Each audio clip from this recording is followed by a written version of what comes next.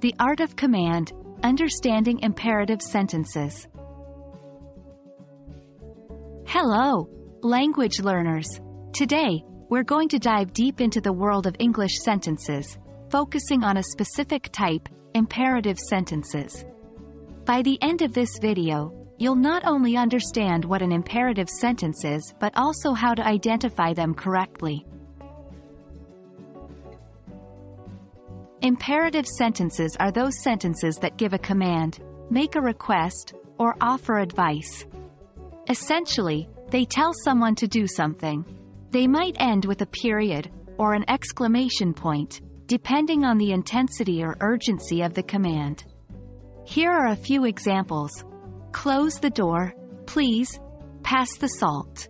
Stop yelling. Be careful with that vase. Notice that imperative sentences usually omit the subject, especially when the subject is you.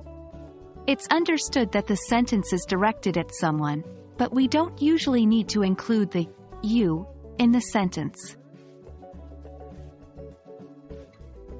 So, how can we identify imperative sentences? Here are some tips. 1. Look for a command, a request, or advice. This is the primary purpose of an imperative sentence. 2. Check if the subject is missing. In most cases, imperative sentences do not explicitly state the subject.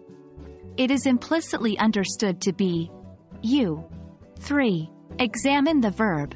The verb in an imperative sentence is usually in the base form. Let's practice this with a few examples.